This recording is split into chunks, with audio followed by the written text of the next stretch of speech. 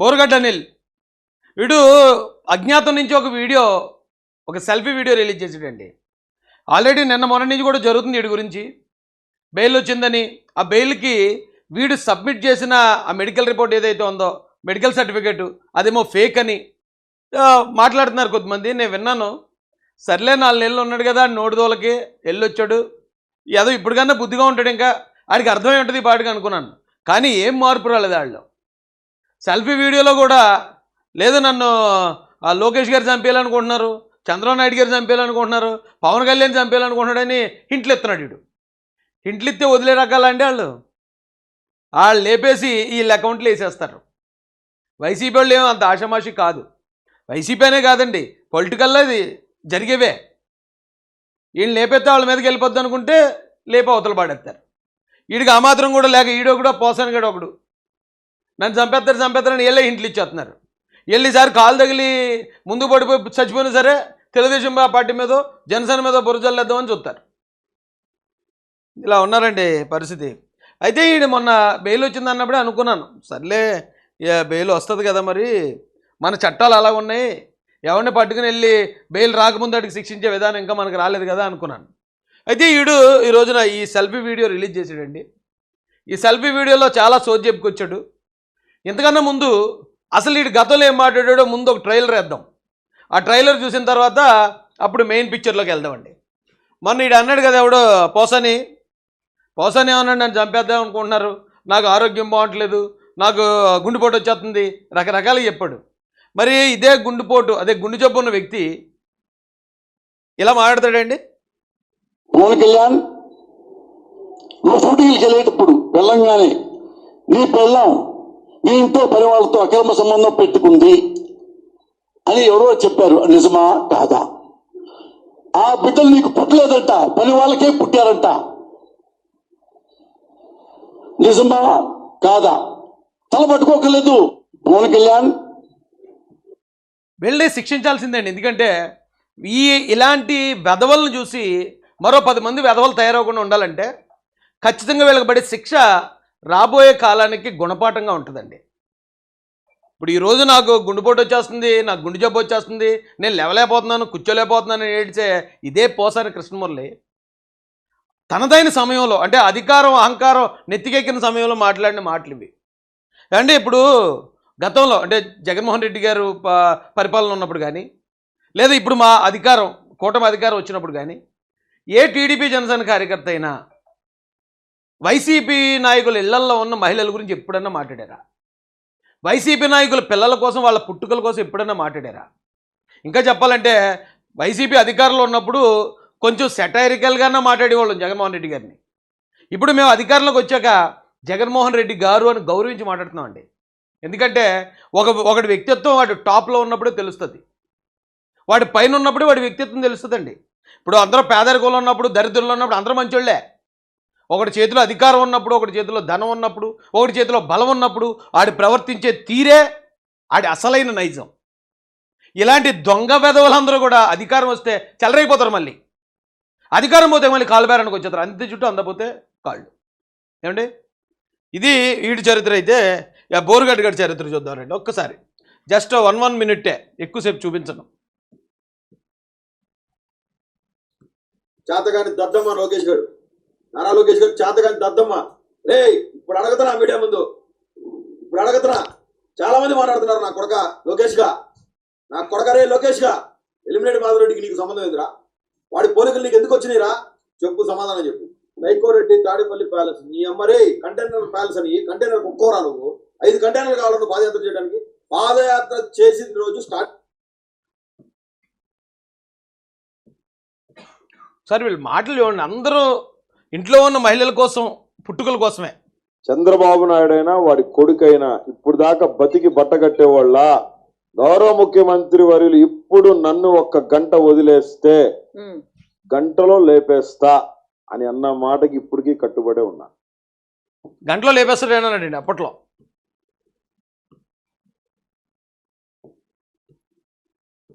లోకేష్ గారికి చెప్పా, నీకు కూడా చెప్తున్నా, నీ అమ్మ లంచా కొడక విను. మీరు 2004 దాకా ఆగాలరా. ఇంట్లో యాంగర్ కి తగిలిచ్చిన సొక్క వేసుకొని బయటకు వస్తే అన్ని తెగిపోతాయి. అన్ని ఆ తర్వాత నీ పిల్లల్ని, నీ ఇంట్లో ఉన్న నీ పిల్లల్ని ఎతికి మరీ నాలాంటి అప్పు చెప్పాలి. దేనికి? అర్థమైంది? ఇప్పుడు ఎప్పుడు చూసినా కానీ నిజంగా మనసంతా అదోలా అయిపోద్దండి ఈ యదవ నాగుడుకుల మాటలు. నిజంగా ఆ సమయంలో అయితే ఇంకా ఇంకా ఘోరంగా ఉండేది మా పరిస్థితి. ఈ మాటలు భరించలేక స్టేషన్కి వెళ్ళి కేసు పెడితే వాళ్ళ కేసులు తీసుకోక తిరిగి మా మీదే కేసులు పెడుతూ రైట్. మహాసేన రాజేష్ మీద ఏంటండి మీకు?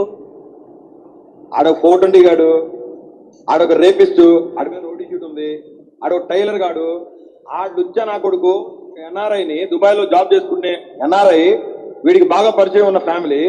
వీడు దుబాయ్ పోయిన తర్వాత భార్యని వీడు సెక్షువల్ హెరాస్మెంట్ చేసి లోపరుచుకొని ఆ అమ్మాయికి దొంగ భర్తని క్రియేట్ చేసి, దొంగ మొగుడిని క్రియేట్ చేసి ఆ అమ్మాయికి దొంగ పాస్పోర్ట్ తీసుకొని ఆ దొంగ మొగుడుతో ఆ అమ్మాయిని ఒమానో దుబాయ్ పంపించడం జరిగింది. పవన్ కళ్యాణ్ గారు ముందే కళ్ళు తెరుచుకోవడం జరిగింది. రాజకీయంగా వందుంటాయి. వాడి నా గురించి మాట్లాడాల్సి వచ్చినప్పుడు పవన్ కళ్యాణ్ గారు వీడికి, అదే పవన్ కళ్యాణ్ గారి గురించి మాట్లాడాల్సి వచ్చినప్పుడు వాళ్ళ ఇంట్లో చిన్న చిన్న పిల్లలను కూడా, అంటే వీళ్ళు మాట్లాడే మాటలని వీళ్ళు నన్ను అప్పుడు విమర్శించేవాళ్ళండి. ఇలాగా ఎవరో అమ్మాయిని ఏదో చేశానని, లేకపోతే టైలర్నని, ఆటో డ్రైవర్నని. అయితే నేను అంటున్నాను, ఆటో డ్రైవర్ అంటే ఏం తక్కువ ఏం కాదు. నా తమ్ముళ్ళు, 2 తమ్ముళ్ళు ఉన్నారు, వాళ్ళిద్దరు ఆటో డ్రైవర్లే. మహాసేనలో కొన్ని 100 మంది తమ్ముళ్ళు ఉన్నారు ఆటో డ్రైవర్లు. టైలర్ అంటే అది కూడా ఏం తక్కువ కాదు. ఎందుకంటే జగన్మోహన్ రెడ్డి గారు ప్రత్యేకంగా టైలర్ల కోసం పథకం పెట్టాడు, సంవత్సరానికి 10,000 ఇస్తానని. అంటే వాళ్ళ విలువ జగన్మోహన్ రెడ్డి గారికి తెలుసు. కానీ నేను ఎప్పుడు టైలర్ని కాదు, నాకు టైలరింగ్ ఏమీ రాదు. కానీ వీళ్ళు లేని దాన్ని ఆరోపించి అంత ఘోరంగా తిట్టేవారండి. వాడు ఒక దరిద్రుడు అని, వాడు ఒక నిష్ఠ దరిద్రుడు అని, ఒక రేపిస్ట్ అని, ఒక దగురుబాజీ అని, ఒక బ్లాక్ మెయిలర్ అని, వాడి గురించి తెలుసుకున్న పవన్ కళ్యాణ్ గారు ఇమీడియట్ గా మీ పార్టీ, అదే జనసేన పార్టీ కార్యాలయం నుంచి ఇమీడియట్ గా అఫీషియల్ నోట్ ద్వారా వాడిని దూరం చేసుకోవడం జరిగింది. నన్ను ఎవరో అఫీషియల్ నోట్ ద్వారానో లేకపోతే ఇంకోలాగా నన్ను ఎవరు తీసేయలేదు, ఎవరు నన్ను దూరం చేయలేదు. ఒకవేళ నిజంగానే నేను ఎవరినన్నా అలా రేపులు చేసేసి ఉండుంటే మరి జగన్మోహన్ రెడ్డి గవర్నమెంట్లో 30 కేసులు పెట్టిన నా మీద ఆ రేప్ కేసు ఎందుకు పెట్టలేదు? నా మీద ఆయన జాలి చూపించారా?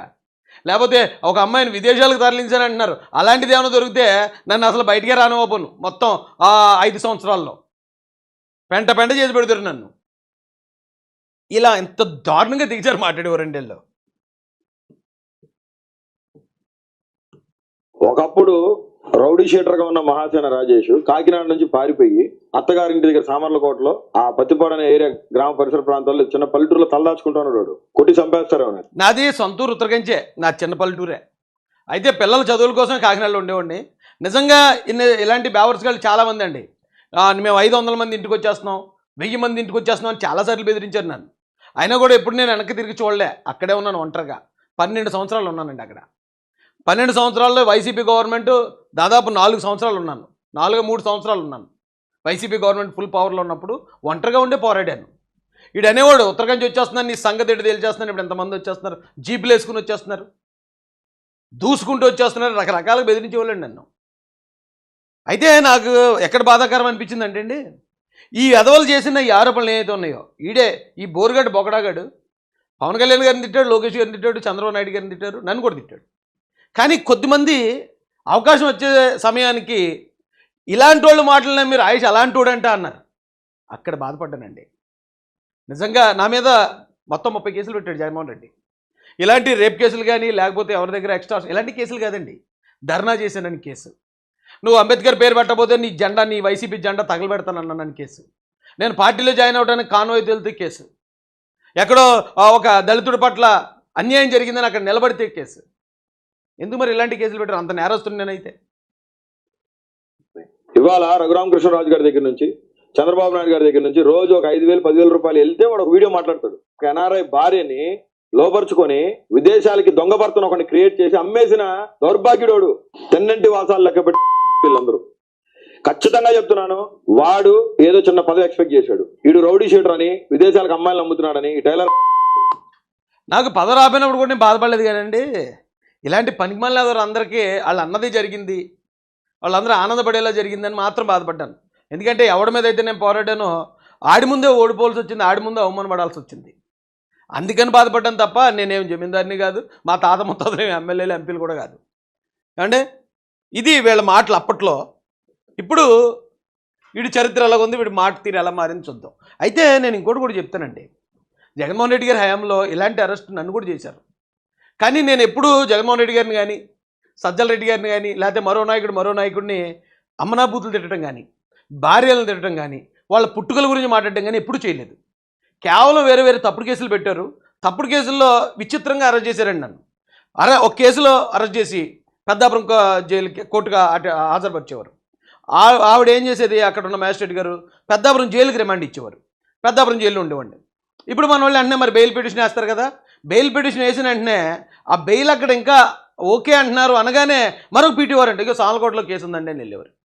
నేను ఆ కోర్టుకి ఇలా తీసుకెళ్ళి ఆ బెయిల్ నీకు మంజూరైంది, నువ్వు ఎవరైతే గ్యారంటర్లు ఉన్నారో వాళ్ళు సబ్మిట్ చేయనగానే ఇగోండి ఇంకొక కేసు ఉందండి అని అప్పటికప్పుడు ఇచ్చి మళ్ళీ పీటీ వారిని తీసుకుని మళ్ళీ చేయాలి. ఒక రోజులో బెయిల్ వచ్చిందండి నాకు ప్రతి దాంట్లో. ఒక్క రోజులో బెయిల్ వచ్చే కేసులే అన్ని చిన్న చిన్న కేసులు. కానీ విచిత్రం ఏంటంటే అండి, ఒక్కోసారి వెళ్ళినప్పుడు ఇవాళ బెయిల్ వచ్చేస్తుంది, ఇంకో కేసు ఇంకా వేయలేదు అన్నప్పుడు పీపీ గారు రాలేదనేవారు, పీపీ గారు సెలవు పెట్టారనేవారు.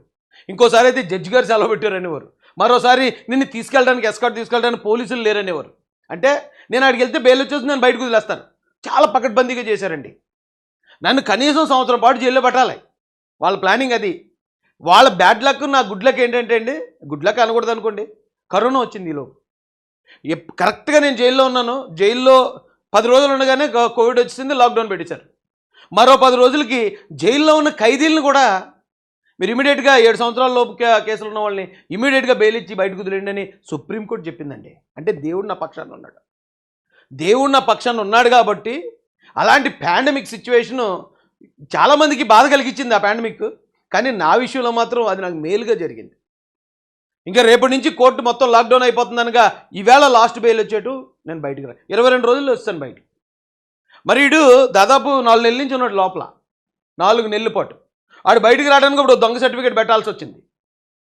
అంటే నేనేమంటానంటే మనం న్యాయంగా ఉంటే దేవుడు సహకరిస్తారు మనకి.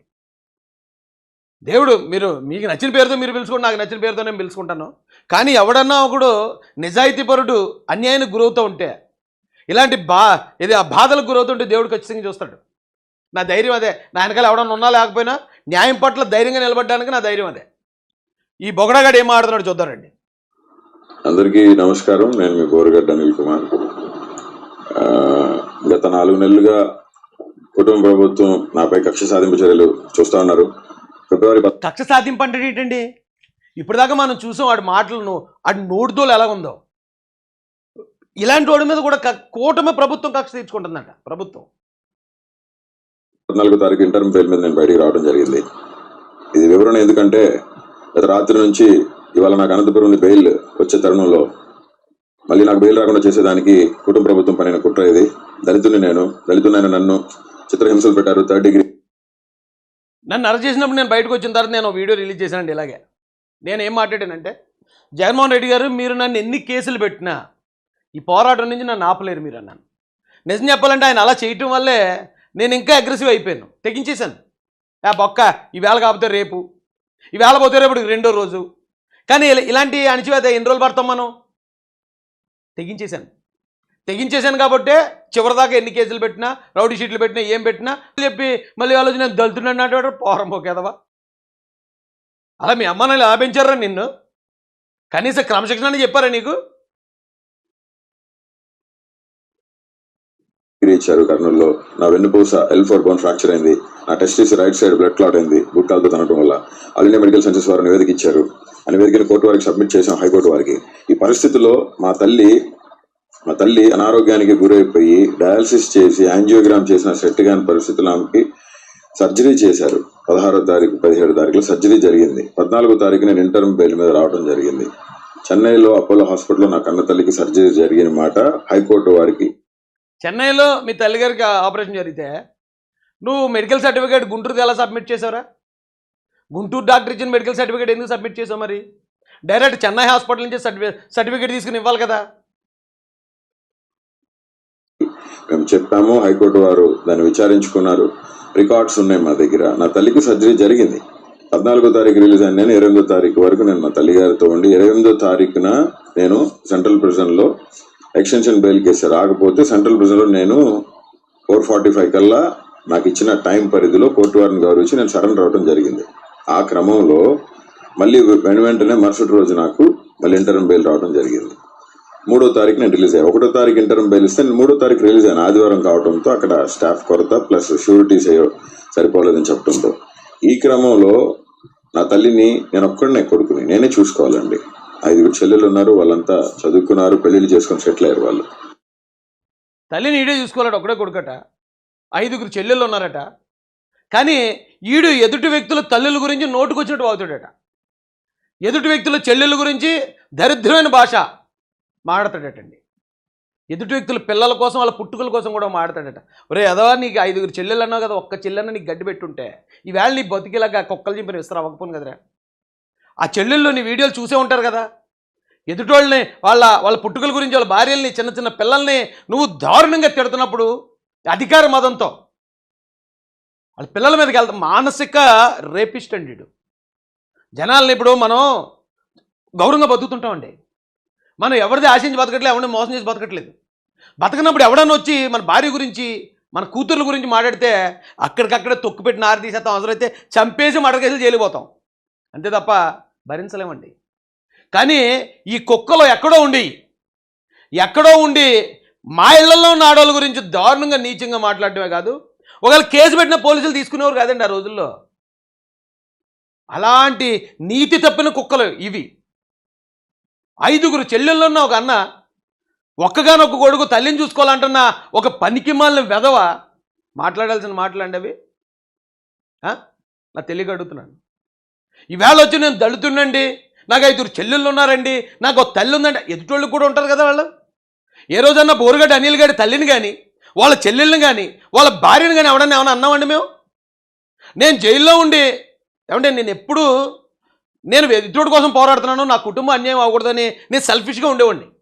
అందుకే నేను ఎప్పుడు ధర్నా చేసి ట్రాఫిక్ ఆపడం, పోలీస్ స్టేషన్ ముందు నినాదాలు ఇవ్వడం ఎప్పుడూ చేయలేదండి. మేము చాలా పెద్ద పోరాటాలు చేసాం, గవర్నమెంట్ కూడా కదిలించాను నేను. కానీ ఎప్పుడు అలాంటి చట్టం చేతిలో తీసుకోలేదు. ఎందుకంటే నేను జైలుకి వెళ్తే నా కుటుంబానికి ఎవరు దిక్కు అని అంత జాగ్రత్తగా ఉన్నానని జైల్లో పెట్టారు. జైల్లో పెట్టాక నా భార్య బయటకు వచ్చి మాట్లాడతాను. ఎందుకంటే మన వంశీ గారు అరెస్ట్ చేసినప్పుడు వారి భార్య గారు వచ్చి మాట్లాడారు. ఈయన అరెస్ట్ చేసినప్పుడు వీళ్ళ భార్య గారు వచ్చి మాట్లాడారు. ఎవరిని జైల్లో వేసినా వాళ్ళ భార్య గారు వచ్చి మాట్లాడతారు కదా. అలా మాట్లాడితే ఆ ప్రెస్ మీట్లో నా భార్య మాట్లాడిన వీడియోల కింద తనకు అక్రమ సంబంధాలు అని, ఇప్పుడు ఆడు లోపల ఉన్నాడు కదా, ఇప్పుడు నువ్వు ఎవరినైనా చూసుకుని అక్రమ సంబంధాలు అంటగడుతూ కామెంట్లు పెట్టారండి. ఒక మగోడు భరించలేంది అవసరమైతే ప్రాణం కూడా వదిలేస్తారండి అలాంటి పరిస్థితుల్లో. అంత నరకం చూపించారండి ఆ రోజున వైసీపీ ఐపాక్ టీము. వ్యాలీడ్ వచ్చి మరి నీతి కబుర్లు మాడుతుంటే నిజంగా అంటే ఒకడు మగోడు ఒకడు మాడగాడు అంటానికి ఇదే తేడా అండి. అలాంటి ఎన్నో అవమానాలు పడ్డాం, కానీ ఇలాంటి మొండేడుపులు మేము వాళ్ళే. ఇలా మేము ఎవరిని తిట్టకుండా అన్యాయంగా వెళ్ళాం మేము. ఇప్పుడు నా కన్న తల్లికి తండ్రి లేడు, చనిపోయారు, నా తండ్రి చనిపోయారు. ఈ పరిస్థితుల్లో ఇంటర్మ్ బెయిల్ రాకుండా చేసేదానికి విధాల ప్రయత్నాలు చేశారు. కానీ హైకోర్టు మీద, ఉన్నతమైన న్యాయస్థానాల మీద నమ్మకం ఉంది మాకు. ఇప్పుడు కొత్తగా కావించింది ఏంటంటే నేను ఏదో ఫేక్ సర్టిఫికేట్, నేను అసలు ఫేక్ సర్టిఫికేట్ ఎలా పెడతానండి? వీడి మాటలు విన్న హైకోర్టు జడ్జి గారే వీడికి మరో పని లేనట్టుందేటి, అందరిని ఇలా తిట్టడం ఎలా ఉందేంటని వ్యాఖ్యలు చేశారట. హైకోర్టు జడ్జి గారు ఆశ్చర్యపోయారు. వీడు మాట్లాడిన మాటలు ఇప్పుడు మీకు వీడియోలు చూపించాను, కావాలంటే ఈ వీడియో మొదటికి వెళ్ళని తెలుస్తుంది. ఇలాంటి భాష మాట్లాడేవాళ్ళు అసలు మనుషుల్లో ఇలాంటి వాళ్ళు ఉన్నారా అని హైకోర్టు జడ్జి గారు షాక్ అయిపోయారట. అలాంటి ఎదవీడు ఈరోజు వచ్చి నా కోర్టుల మీద ఉందండి, నేను అనాథనండి, నేను తండ్రి లేనుండండి, నాకు తల్లి ఉందండి, ఆ తల్లి నీరసంగా ఉందండి, నాకు 5 చెల్లెళ్ళు ఉన్నారండి, భార్య ఉందండి అని ఇవన్నీ ఇప్పుడు గుర్తొచ్చేయడికి. కూటమి ప్రభుత్వాలకు ధన్యవాదాలండి. ఇలాంటి సైకోగాళ్లను కూడా కుటుంబం మీద బాధ్యత కలిగిన కొడుకులుగా, అన్నలుగా మారుస్తున్నందుకు కూటమి ప్రభుత్వానికి, పోలీసు వ్యవస్థకి, ఈ జైళ్ళ వ్యవస్థకు కూడా ధన్యవాదాలు తెలియజేస్తున్నాను సార్. నేను సెంట్రల్ ప్రిజన్లో ఉన్నాను, నేను జైల్లో ఉన్నాను. మెడికల్ సర్టిఫికేట్స్ మొత్తం మా వాళ్ళు అక్కడ సబ్మిట్ చేశారు కోర్టుకి. కోర్టు వారు దాన్ని చూసి నాకు ఇంటర్మ్ బెయిల్ ఇవ్వడం జరిగింది. మా కన్న తల్లి గారికి బైపాస్ సర్జరీ జరిగింది, ఓపెన్ హార్ట్ సర్జరీ జరిగింది. కాబట్టి మా కన్న తల్లిగా ఆ రోజున డ్రైవర్ సుబ్రహ్మణ్యాన్ని చంపేసి శవాన్ని ఇంటి దగ్గర పారేసిన అనంతబాబు కూడా నా తల్లికి పోలేదని వంకతోటి బెయిల్ పెట్టుకుని బయటకు వచ్చాడు, మళ్ళీ ఇంక జైలుకి వెళ్ళా. ఈవేళ ఇలాంటి వాడు అంటే మన చట్టంలో ఉన్న లూప్స్ కూడా ఇలాంటి వాళ్ళకి ఉపయోగపడుతున్నాయండి. వీడు బతుకున్నప్పుడు వీడు బయట ఉన్నప్పుడు ఎప్పుడు తల్లి ముఖం కూడా చూసి ఉండడు. వీడు నిజంగా తల్లి ముఖం చూసేవాడైతే ఎదుటి తల్లిని కూడా గౌరవిస్తాడు. నాకు ఆడపిల్లలు పుట్టిన తర్వాత ఎక్కడ ఏ ఆడపిల్లకి అన్యాయం జరిగినా నా కూతుర్లే కనపడతారు నాకు అందులో. అలాగే ఎవరి తల్లినైనా తిట్టేటప్పుడు నా తల్లి నాకు గుర్తొస్తుంది. నేను జగన్ గారినో లేకపోతే ఈ నాయకులు ఎవరైతే వైసీపీ నాయకులు ఎప్పుడు వాళ్ళ ఇళ్లలో ఆడవాళ్ళు మాట్లాడలేదండి. కాకపోతే అప్పుడప్పుడు ఒక్కోసారి కంట్రోల్ తప్పి లకారంతో ఒకే ఒక మాట తిడతాను నేను. ఎందుకంటే ఆడు నన్ను 100 సార్లు తిట్టుంటాడు అప్పుడు తిడతానేమో. కానీ ఇది ఎలాగండి, చంద్రబాబు నాయుడు గారు కానీ లోకేష్ గారు పవన్ కళ్యాణ్ గారు నేను కూడా అండి ఎప్పుడు ఏమీ అనలేదండి. మా గురించి ఎందుకు అంత దారుణంగా టార్గెట్ చేశాడంటే కేవలం వీడిని ఒక రేపిస్ట్గా, మానసిక రేపిస్ట్గా ఉపయోగించుకున్నాడు సజ్జల రామకృష్ణారెడ్డి. సజ్జల రామకృష్ణారెడ్డికి వీడికే సంబంధం. ఎందుకంటే ఒక కొడాల నాని మాట్లాడాడు, అంబటి రాంబాబు మాట్లాడాడు, లేకపోతే ఇంకో దూరంపూడి మాట్లాడాడు అంటే అర్థం ఉందండి. ఎందుకంటే వాళ్ళకి పదవులు వచ్చాయి, మాకు ఇంకా పదవులు ఇస్తాడు, మేము ఇంకా గట్టి తిడితే పదవులు వస్తాయనే ఆశతో తిట్టారు అనుకోవచ్చు. ఈ పోరంబొగ్గాడు ఓన్లీ డబ్బుల కోసం తిట్టాడు అందరినీ. సజ్జల రామకృష్ణారెడ్డి విసిరే చిల్లర డబ్బుల కోసం ఎదుటోళ్ళని మానసికంగా చంపే ప్రయత్నం చేశాడు వీడు. వీళ్ళేమో చిన్న నేరస్తులు కాదండి. ఈవేళ వచ్చి పత్తితి కబుర్లు చెప్తూ ఉంటే ఎవరు మర్చిపోతే గాయపడ్డ ఆ మనసులు ఏమీ ఇదవ్వండి, జాలి ఏం కలగదు ఇలాంటి వాళ్ళ మీద. దాని మీద నాకు ఇంటర్వ్యూ బెయిల్ వచ్చింది. కన్న తల్లిని చూసుకునేది నేను. కోర్టుని గౌరవించాను, అమితంగా గౌరవిస్తాం. ప్రాణం పోయినా వెనుతిరిగే ప్రసక్తి లేదు. కోర్టులకే, కోర్టు మాటలకే, కోర్టు న్యాయమూర్తుల మాటలకే కట్టుబడి ఉంటాం. బాబాసాహెబ్ అంబేద్కర్ వారసుడిగా, దళితుడిగా నేను ఒక లా చేసిన స్టూడెంట్. చంపేస్తాను మళ్ళీ ఇంకొకసారి బాబాసాహెబ్ అంబేద్కర్ పేరు ఎత్తావంటే. నీలాంటి పనికి మాలిన అడ్డమైన నా కొడుకులు ఆయన పేరు ఎత్తితే ఆయనకి అవమానం రా. డబ్బుల కోసం, చిల్లర కోసం ఎదుటోళ్ళ ఇంట్లో భార్యల్ని, పిల్లల్ని నీచంగా తిట్టే నీలాంటి పోరంబొగ్గళ్ళు అంబేద్కర్ గారి పేరెత్తి కింద నుంచి పైదాకా పందిని చేరినట్టు చేరుతావు నాకు కొడక. అంబేద్కర్ గారి గురించి ఇప్పుడు గుర్తొచ్చిందారా నీకు? స్టూడెంట్గా నేను మీకు అందరికీ విన్నవించుకుంటుంది ఒకటే, నన్ను ఇబ్బంది పెట్టి నాకు బెయిల్స్ రాకుండా నన్ను పర్మనెంట్గా జైల్లో ఉంచాలని చెప్పి కూటమి ప్రభుత్వం, నారా లోకేష్ గారు, పవన్ కళ్యాణ్ గారు, చంద్రబాబు నాయుడు గారు చేస్తా ఉన్నారు. నన్ను చంపాలని చూస్తున్నారు. నాకు ఏమైనా, నా కుటుంబానికి ఏమైనా. పంది బురదలో దొరలొచ్చి మనకి బురద అంటిస్తుంది. అంత మాత్రం నా పందిని చంపడానికి పరిగెట్టం రా యాదవా. ఆ పందిని చంపడానికి పరిగెడతామా? దరిద్రం, ఈ పంది పక్క ఎందుకు వచ్చాం? ఇది బురదలో దొరుకుతుందని తెలుసు కదా, దీని పక్కకు రావడం మందే తప్పని చెప్పి శుభ్రంగా మాట్లాడకుండా కడిగేసుకుని మనం తిట్టుకుని పోతాం తప్ప పందిని చంపర్రా ఎవరని. నువ్వు అలా బురదలో దొరిలే పందిలు అంటాడు. నువ్వు రాజకీయ నాయకుడు కూడా కాదు. కనీసం నువ్వు ఆ పార్టీలో ఏదన్నా ఓ చిన్న పదవిలో ఉండి, చిన్న పొజిషన్లో ఉండి ఇలా మాట్లాడితే సరే, ఏదో పదవి కోసం ఆశపడి ఇలా దారుణంగా తిడతాడేమో అని అనుకోలేదు. ఇప్పుడు దాకా నీ గురించి వైసీపీ వాళ్ళు ఎవ్వరు స్పందించలే. దాన్ని బట్టి నువ్వు బురద పందిలాగే నిన్ను ట్రీట్ చేశారు. అరే ఇది భలే ఉందరా, ఈ పంది బురద అంటించుకుని వెళ్ళి అందరికీ అంటిస్తూ ఉంటుంది, సరే దాన్ని ఉపయోగించండి అని ఉపయోగించారు. కానీ నిన్నేవాడరా పట్టించుకున్నది ఇప్పుడు దాకా? అలాంటి బురద పందిని చంద్రబాబు నాయుడు గారు, లోకేష్ గారు, పవన్ కళ్యాణ్ సంపాదన చూస్తున్నారా? చెప్పడానికన్నా కొంచెం అర్థం ఉండేలా చెప్పరా. దానికి కారణం నారా లోకేషే. చంద్రబాబు నాయుడు, పవన్ కళ్యాణ్. మరొకసారి తెలియజేస్తూ, నేను ఇంటర్మ్ బెయిల్ మీద ఉన్నాను. నా కన్న తల్లిని చూసేవాళ్ళు ఎవరు లేరండి. మాకు దిక్కు ఎవరు లేరు. దేవుడే మాకు దిక్కు ఉంది. నాకు జన్మనిచ్చి దిక్కు లేనోడివి ఆ దిక్కు లేనట్టే ఉండాలిరా. నువ్వు మంచిగా ఉంటే నీకు 10 మంది సపోర్ట్ చేస్తారు. మంచిగా ఉంటే 10 మంది సపోర్ట్ చేస్తారు. అందరికీ తల్లిదండ్రులు ఏముండరు. నాకు కూడా మా నాన్నగారు హాస్పిటల్లో ఉన్నప్పుడు కూడా చావు బతుకులు ఉన్నారు. మా అమ్మ చచ్చిపోయి చాలా రోజులు అయింది. కానీ నాకు కష్టం వచ్చినప్పుడు, నేను జైల్లో ఉన్నప్పుడు కొన్ని వేల మంది వచ్చారా బొకడ బోరుగడ్డ. అధికార పార్టీ అని తెలిసి జగన్మోహన్ రెడ్డి గారు హస్తంతోనే నన్ను అరెస్ట్ చేశారని తెలిసి కూడా కొన్ని వేల మంది వచ్చారు ఆ రోజు నా కోసం. బ్రతికితే 10 మంది శభాష్ అనేలా బతుకు. శత్రువులు ఉంటారు, శత్రువులు లేనివాడు ఎవడో ఉన్నాడు. ఎందుకంటే అక్కడ అన్యాయం జరుగుతున్నప్పుడు, ఈ దేశంలో, ఈ లోకంలో అన్యాయం ఉన్నప్పుడు అన్యాయాన్ని ఎదిరించేవాడికి శత్రువులు లేకుండా ఎలా ఉంటారు? అన్ని మూసు కూర్చున్నవాడికి శత్రువులు ఉంటారు శత్రువులు. కానీ మనకు కష్టం వచ్చింది అన్నప్పుడు 10 మంది వచ్చేలా ఉండాలి బతుకంటే. ఈరోజు నువ్వు ఎక్కడో తెలీదు, నీకు బెయిల్ ఎవరు పెట్టాడో తెలీదు, నువ్వు ఇప్పుడు నీకు ఎవరు శాలరీ ఇచ్చాడో కూడా తెలీదు. నీ తరపున ఒక్కడు మాట్లాడటాను కానీ బోరు కట్టగానే అన్యాయంగా అరెస్ట్ చేశారని చెప్పడానికి ఒక్కడున్నాడు రా నీ బతుక్కి. ఒక్కడు. పాపం నీ భార్య వచ్చి బాధపడింది ఆ రోజు, అంతే. నీ తల్లి కూడా నీకు ఇప్పటిదాకా సపోర్ట్ చేయలేదు. ఎందుకంటే వాళ్ళు కూడా చూసుంటారు కదా నీ వీడియోల తర్వాత. అప్పుడు చూసి ఉండకపోయి ఉండొచ్చు, కానీ తర్వాత అన్న చూస్తారు ఏటీడీ ఎదవా ఎంత దారుణంగా తిట్టాడు వాళ్ళని, ఎంత దారుణంగా ఆడ కూతురులు తిట్టాడా అని ఆడ పుట్టుకుంటున్న ప్రతి ఒక్కరికి బాధేస్తుందిరా. తల్లి. కాబట్టి కోర్టు వారు దీన్ని పరిగణలోకి తీసుకొని న్యాయం చేయాలని, మెడికల్ రికార్డ్స్ మొత్తం కూడా నా తల్లికి సర్జరీ జరిగిన మాట వాస్తవం, నా తల్లి మనోవేదనతో ఉన్నమాట వాస్తవం, నా తల్లికి నా అవసరం ఉన్నమాట వాస్తవం. హ్యుమానిటేరియన్ గ్రౌండ్స్ లో కోర్టు వారు అన్ని రికార్డ్స్ పరిశీలించి నాకు ఇంటర్వ్యూ బెయిల్ ఇవ్వడం జరిగింది. దీన్ని తప్పుదో పట్టించడానికి ఆంధ్రప్రదేశ్ పోలీస్ యంత్రాంగం మొత్తం ట్రై చేస్తా ఉంది. అనంతపురం సిఐ సాయినాథ్ గారు ఇదే పనిలో ఉన్నారు. చాలా ఇబ్బందులు పెట్టారు నన్ను, చాలా చిత్రహింసలకు గురి చేశారు. ఆయన బెయిల్ రాకుండా 311 సెక్షన్ నా మీద. నువ్వేమన్నా స్వతంత్ర సమరయోధుడివా? నేను ఈ దేశం స్వతంత్రం కోసం పోరాడాను, నన్ను బ్రిటిష్ వాళ్ళు నన్ను ఇలా హింసలు పెట్టారని చెప్పుకోడు సిగ్గానే వస్తుందా లేదరా నీకు బతుక్కి? నువ్వు చేసింది ఒక గలీజ్ పని ఎదవా. ఆల్మోస్ట్ నువ్వు ఫోక్సో కేసులో వెళ్ళాలి లోపలికి. చిన్న పిల్లల గురించి అంత అన్యాయంగా మాట్లాడినందుకు ఏదో నీ మీద ఫోక్సో కేసు పెట్టి పంపించాలరా లోపలికి. ఇంకా నేను మామూలు మనిషిగా పంపించారు. ఈ కూటమి ప్రభుత్వం పోలీసులు చాలా గొప్పోళ్ళు. షేపులు ఏమీ షకలు అవ్వకుండా షేపులు ఏ షేపులతో లోపలికి వెళ్ళావు అదే షేపులతో బయటకు వచ్చావు.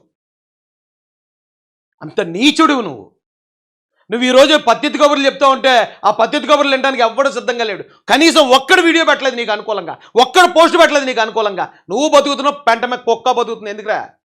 ఎందుకురా బోరగడ్డ ఈ బతుకు? ఎంతసేపు పందిలా తినడం కోసమో లేకపోతే ఏదో డబ్బులు తెచ్చేసుకోవడం కోసమో ఇంకో దానికోసమో కాదు మనిషి బతుకంటే. పెడతాం జరిగింది. 311 సెక్షన్ నాకు ఆప్ట్ అవుదండి. As per the given constitutional rule నాకు అసలు ఆప్ట్ అవనే అవుతుంది. దయతో కోర్టు వారు కూడా దీన్ని పరిగణలోకి తీసుకొని, నేను ఎటువంటి తప్పు చేయలేదండి, నేను ఎటువంటి తప్పు చేసినా కానీ మీరు ఏం చెప్తే నేను చేసేదానికి సిద్ధంగా ఉన్నానని చెప్పి తెలియజేస్తూ, నా తల్లి దగ్గర నేను ఉండటం జరిగింది. నా కన్న తల్లి చెన్నైలో నేను ఉండి మా అమ్మని చూసుకుంటా ఉన్నాను. కాబట్టి ఈ పరిస్థితుల నుంచి మీరు దయచేసి అందరూ కూడా ఈ పరిస్థితులు ఎవరికి రాకూడదండి నేను మనస్ఫూర్తిగా కోరుతున్నాను. ఓపెన్ హార్ట్ సర్జరీ చేయడానికి ఆంధ్రప్రదేశ్లో బొచ్చుడు హాస్పిటల్ ఉన్నాయి, స్పెషలిస్టులు ఉన్నారు. ఎక్కడి నుంచి చెన్నై వెళ్ళారు. చెన్నై అమ్మగారు, వాళ్ళ అమ్మగారికి ఒకవేళ నిజంగా ఆరోగ్యం బాగోపోతే నేను సానుభూతి తెలియజేస్తాను. తల్లి ఎవరైనా తల్లి, ఆవిడకి ఏం తెలుస్తుంది వీడు ఎలా తయారవుతాడని. కానీ నిజంగానే ఆవిడకి ఓపెన్ హార్ట్ సర్జరీ అనేది కరెక్ట్ అయి ఉంటే ఆంధ్రప్రదేశ్లో ముఖ్యంగా గుంటూరులోని విజయవాడలో బొచ్చుడు హాస్పిటల్లో లేదా హైదరాబాద్లో హాస్పిటల్ ఉన్నాయి. ఒకవేళ ఇక్కడ ట్రీట్మెంట్ లేనిది ఏదైనా ఉంటే హైదరాబాద్ వెళ్తాం మనం రెగ్యులర్గా. ఇటు చెన్నై ఎందుకు వెళ్ళాడండి? తల్లిని అడ్డు పెట్టుకుని చెన్నైలో దాక్కున్నాడు వీడు.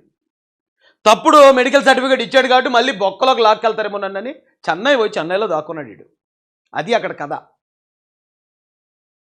తల్లికున్న అనారోగ్యాన్ని మళ్ళీ అడ్డు పెట్టుకున్న అది ఏం బతుకురా ఇది?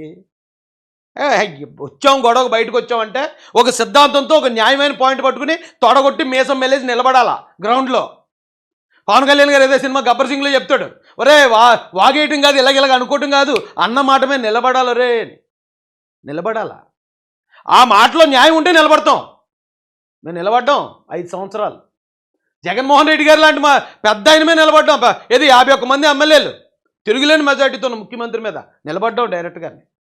ఇప్పుడు ఈవేళ మాకు అధికారం వచ్చింది, మేము తిట్టొచ్చు ఎవరినన్నా, తిడితే మా మీద అంతగా చర్య లేకుండా మేము తప్పించుకోగలం కూడా. కానీ గతంలో మాట్లాడిన దానికన్నా ఎక్కువ గౌరవించి మాట్లాడుతున్నాం జగన్మోహన్ రెడ్డి గారిని, ఎక్కువ గౌరవించి మాట్లాడుతున్నాం వాళ్ళ ఇంట్లో ఉన్న మహిళల్ని, ఎక్కువ గౌరవిస్తున్నాం వైసీపీ నాయకులు, ఓడిపోయిన నాయకుల్ని. పగలకొడి పరిస్థితులు రాకూడదని చెప్పి తెలియజేస్తూ, మా మీద నా కుటుంబం మీద చంపాలనే ప్రయత్నాలు ఉన్నాయి. దానికి కారణం నారా లోకేష్, చంద్రబాబు నాయుడు గారు, పవన్ కళ్యాణ్. నేను చంపాలంటే 4 నెలలు ఎందుకురా? ఇప్పుడు మహాభారత యుద్ధం ఎందుకు జరిగింది? 18 లక్షల మంది ఎందుకు చచ్చిపోయారు అనుకున్నారా? బోరుగడ్డ మహిళను అవమానించారని, ద్రౌపదిని అవమానించారని, రామాయణం పేరుతో మొత్తం లంకంతా ఎందుకు నాశనం అయిపోయిందిరా బోరుగడ్డ? సీతాదేవిని అవమానించారని. నువ్వు అలాంటిది చంద్రబాబు గారి ఇంట్లో మహిళల్ని, పవన్ కళ్యాణ్ గారి ఇంట్లో మహిళల్ని, మాలాంటి వాళ్ళ ఇంట్లో మహిళల్ని ఎంతోమందిని అవమానించావు. ఒక్క మహిళను అవమానించినందుకే మహాభారతం పేరుతో 18 లక్షల మంది, రామాయణం పేరుతో లంక మొత్తం సర్వనాశనం అయిపోయింది. నీలాంటి వాడిని తొక్కిపెట్టి కోసి పారేస్తారు. నిజంగా చట్టాన్ని చేతిలో తీసుకోవాలనుకుంటే మహిళని, భార్యని, పిల్లల్ని కూడా అవమానించిన తర్వాత ఏం చేయకుండా ఉంటే అదే మగవాడు బతుకని చెప్పి అనుకుంటే 4 నెలలు ఎందుకురా నీకు? 4 నెలలు నిన్ను మళ్ళీ ఎస్కాట్ ఇచ్చి కోర్టుకు పంపించి చక్కగా టైంకి ఉదయం 8 గంటలకు టీ, 11 గంటలకు భోజనం, 3 గంటలకు టీ, 5 గంటలకు భోజనం ఇచ్చి నిన్ను అంత అలా చూసుకుంటారా? నిజంగా కూటమి ప్రభుత్వం చంపేయాలంటేనే. ఇంతకుముందు గతంలో కొందరు నాయకులు కొంతమందిని లేపేలేదా జైల్లో? నిద్రపోనెత్తలేదని డబ్బులు ఇచ్చుకుని దెబ్బరు అయిపోయాడు. నేను లేపాడు ఎంతసేపు రా కూటమి ప్రభుత్వం నిజంగా లేపేయాలనుకుంటేనే. బురద పందిని ఎవ్వరూ చంపరు. ముఖ్యంగా కూటమి విషయంలో, తెలుగుదేశం పార్టీ విషయంలో, జనసేన విషయంలో చట్టాన్ని చేతిలో తీసుకోవాలి, ఎవరినో చంపేయాలి, చంపేసి భయభ్రాంతులకు గురి చేసి అధికారంలోకి రావాలనే నైజం కాదు ఇక్కడ. చట్టపరంగా శిక్షించాం, చట్టపరంగా కోర్టులో కేసేసాం, చట్టపరంగా నేను కోర్టు ముందు సబ్మిట్ చేసాం, కోర్టు చెప్పిన దాని ప్రకారం నేను జైల్లో కూర్చోబెట్టాం అంతే. నిన్నెవడు చంపుతాడు రా? నిన్ను చంపినా బురద పందిని చంపినా ఒకటే. కళ్యాణ్ గారే కుటుంబ ప్రభుత్వం నాకేమోనైనా, నా బిడ్డలకి ఏమోనైనా, నా భార్యకి ఏమోనైనా, నా అమ్మ నా కన్నతల్లికి చెల్లెలకి ఏమోనైనా దానికి సంపూర్ణ కనీసం నీకు కుటుంబం మీద బాధ్యత రప్పించారు రా అబ్బాయి. భార్య అంటున్నావు, తల్లి అంటున్నావు, చెల్లెళ్ళు అంటున్నావు, పిల్లలు అంటున్నావు. అంతకుముందు ఇలాంటివి ఏముండే కాదురా. ఒక నలుగురిని అంతమంది బొగడగాలి నా కారులో వేసుకుని, ఇంత పెద్ద మొహం వేసుకుని, పంది కన్నా పెద్ద మొహం బాబు నీకు, గేదంత ముఖం, దొన్నపోత మొహం వేసుకుని, మళ్ళీ మొహంలోకి సెల్ ఫోన్ పెట్టేసుకుని ఒరే ఏళ్ళు అనుకుంటూ చంద్రబాబు నాయుడు గారిని, లోకేష్ గారిని రకరకాలు మాట్లాడుతూ తిరిగే నిన్ను చక్కగా ఒక ఫ్యామిలీ మ్యాన్ చేసి పెట్టిందిరా ఈరోజు సిస్టమ్. నిన్ను బాగు చేశారు. ఈరోజు నువ్వు మామూలుగా బయట ఉంటే నీ తల్లికి అనారోగ్యంగా ఉన్నా చచ్చిపోయినా కూడా నువ్వు వెళ్ళవు. కానీ ఈరోజు నువ్వు తల్లిని హాస్పిటల్లో చూసుకున్నానో చూడు, దానికి కారణం కూటమి ప్రభుత్వం అబ్బాయి. నువ్వు ఎలా ఉన్నా కానీ నీ కుటుంబం ఖచ్చితంగా చంద్రబాబు నాయుడు గారికి, పవన్ కళ్యాణ్ గారికి రుణపడి ఉంటుంది చూడు. నేను అన్నది కాదంటే అదేంటి పరిస్థితి. ఇలాంటి వాళ్ళు వచ్చి చూపించాను కదా నేను. పోసాని గడి ఏం మాట్లాడాడు, వీళ్ళేం మాట్లాడారు. జనరల్గా చూసేవాళ్ళు కనిపిస్తుంది. నా మాట అంటేనేనా, మాట అంటేనే జైలు పెట్టేస్తారా, ఓ మాట అంటేనే ఇది చేసేస్తారా, అరెస్ట్ చేస్తారంటే ఒక మాట కోసమే కదా 18 లక్షల మందిని లేపేశారు భారతంలో. ఏమన్నారండి ద్రౌపది గారిని? దుర్యోధనుడు ఇలా తోట మీద ఇలా కొట్టి ఇలా వచ్చాడు కూర్చోన్నాడు అంతే. అంతే మాట. ఏ వస్త్రాపహరణ ఏదైతే ఉందో వస్త్రాపహరణ చేద్దాం అనుకున్నారు, కానీ శ్రీకృష్ణుడు వచ్చేసాడు, అక్కడ అవమానం జరగలేదు ఆవిడికి. కానీ నోటి దూలం మాట ఎక్కడ దాకా చేస్తా చెప్తున్నాను నేను. దుర్యోధనుడు సైక్ చేసి దాన్ని నా తొడమే కూర్చోని చెప్పాడు. వెంటనే భీముడు లేచాడు, ఒరే నువ్వు నా భార్యని తొడమే కూర్చోమన్నావు కదా, నీ తొడకాలు బదులు కొట్టి నేను చంపకపోతే నా పేరు భీముడే కాదన్నాడు. తొడకాలు బదులు కొట్టి చంపాడు అంతే. ఆడొకటితో పోయిందా 100 మంది తమ్ముళ్ళు లేచిపోయారు కూడా. 100 మంది తమ్ముళ్ళతో పోయిందా మొత్తం 18 లక్షల మంది సైన్యం లేచిపోయింది. అర్థమైందా? మహిళని మాట్లాడేటప్పుడు ఒళ్ళు జాగ్రత్తగా పెట్టుకుని మాట్లాడాలా ఎప్పుడన్నా సరే. టైం అందరిది అన్నిసార్లు నడదు. అవమానపడ్డవాడు ఎవడైతే ఉన్నాడో ఆడికి సమయం వచ్చిందనుకో, అసలు కూటమి ప్రభుత్వం ఇంకా చాలా హుందాగా బిహేవ్ చేసింది వీడి దగ్గర. నిజంగా భార్యలను, పిల్లలను అంత దారుణంగా మాట్లాడే వాళ్ళ పట్ల ఇలాంటి జాలి చూపించకూడదు. చట్టాన్ని కూడా ఒకసారి అవసరం అయితే కాసేపు నమస్కారం పెట్టి పక్కన ఉండమ్మా అని చెప్పాలా. అర్థమైందండి? కానీ చాలా గౌరవించింది. గౌరవం నిలబెట్టుకోకుండా నన్ను లోకేష్ గారు చంపేస్తారు, పవన్ కళ్యాణ్ గారు చంపేస్తారు, ఇంకోళ్ళు చంపేస్తారంటే వైసీపీ వాళ్ళు నేను చంపేసి మా మీద అయినా ప్రయత్నిస్తారు. నువ్వు మాత్రం పోతావు పైకి. వాళ్ళు వేసేద్దామన్నంత మాత్రం అది అంత ఈజీ కాదు. వివేకానంద రెడ్డి గారు మాట చూసాం కదా, కొన్ని రోజులు బయటకు వచ్చేస్తుంది, అది వేరే విషయం కాదు. ఈ లోపల నువ్వు పరలోకానికి పార్సల్ అయిపోతావు.